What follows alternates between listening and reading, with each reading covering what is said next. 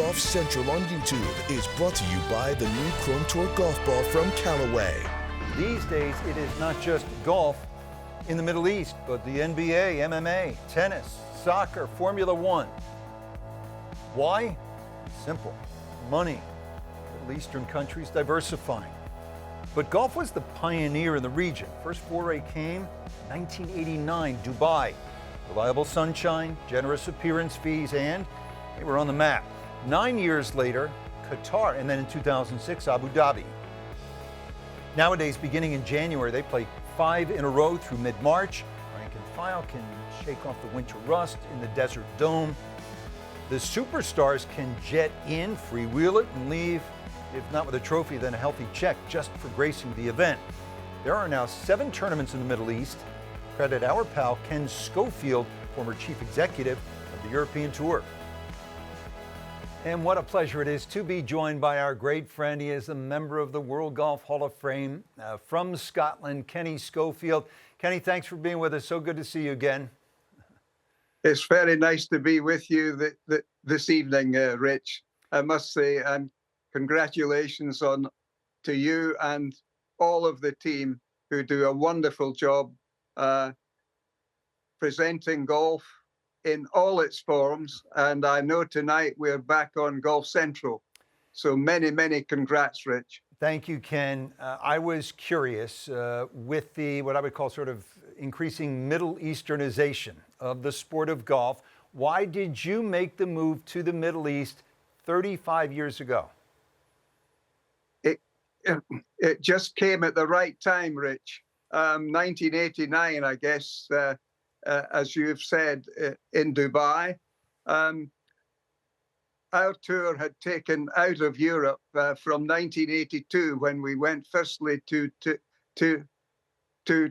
Tunisia, and then in 1987 to Morocco. And Dubai, I guess, was next up, and it came just at the right time and offered, of course, all things superb in terms of conditioning, in terms of prize money, in terms of the ability to play in what was then a European winter. It just came at the right time and offered all of these proper ingredients to help boost our tour and Ken, in those days. In the 1970s, if I'm not mistaken, the tour didn't begin. The European tour didn't begin until what? After the Masters, got a little That's bit right, warmer. Madrid after the week after the Masters. And you would start where? In Italy or Spain, somewhere like that, where it was a bit warmer? We started with the Madrid Open in downtown Madrid, in either Puerto de Hierro for the Madrid Open, with still a lot of snow on the Madrid hills around the capital of Spain. In those days, we were quite slow in getting down to Andalusia, where the sun normally would shine throughout. Ken, what did the landscape of Dubai look like in the late 1980s? Well, there was absolutely nothing between the Emirates Golf Club and the port on the way to Abu Dhabi. Absolutely nothing. And of course, it's now a magnificent skyline. It's almost Manhattan-like, if not Las Vegas-like. Ken, what do Middle Eastern countries get out of hosting these events? Well, I think they get tremendous exposure.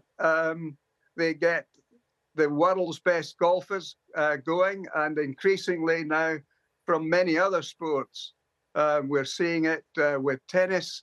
We saw that last week with the WTA Tour Championships. We're seeing it with soccer. We're seeing it with boxing, with Formula One.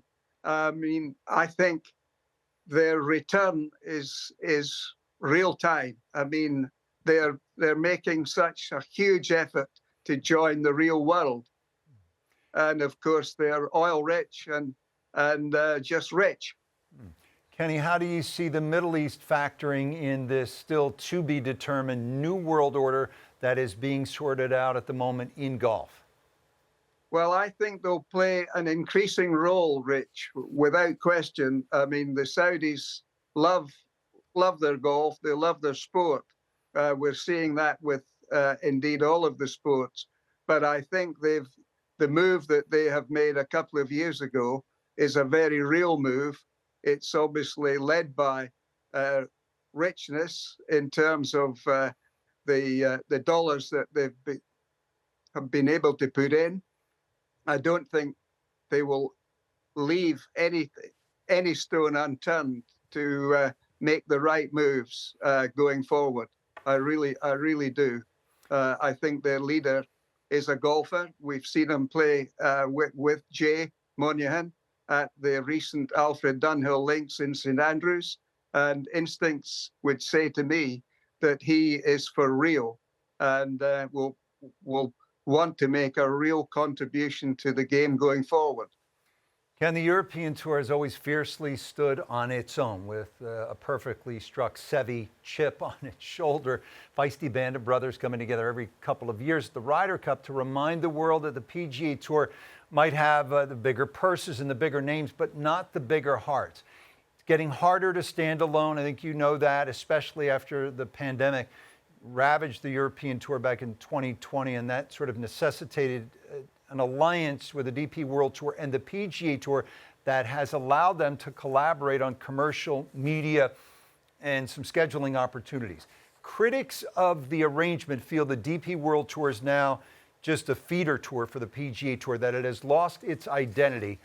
I'm curious, what is your sense of the DP World Tour's place in this new ecosystem?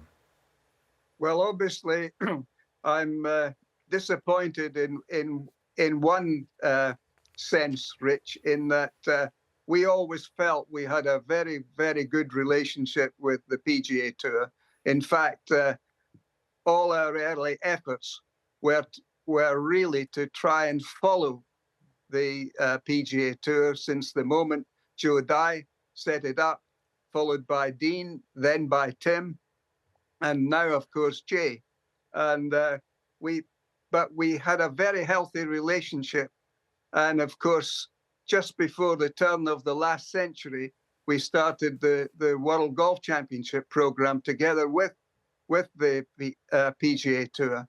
But we did retain our independence. And I think that was quite vital at that time. I guess it's less so these days. And I think I saw a very recent comment from Guy Kinnings, my friend Guy Kinnings, who I'm delighted has now taken over at the helm of the European Tour from their Wentworth headquarters, in denying that they were simply a feeder tour to the PGA Tour, in saying when you have events and when you have the great players that they have coming through and still being part of a very competitive, if not entirely successful Ryder Cup team in recent times, still challenging for major championships. I think all of these things point to a healthy future. The European Tour qualifying school has just completed 4 of its 6 rounds in Spain, and I think the competition there still determines a wonderful level of play commensurate with the very elite of our game worldwide.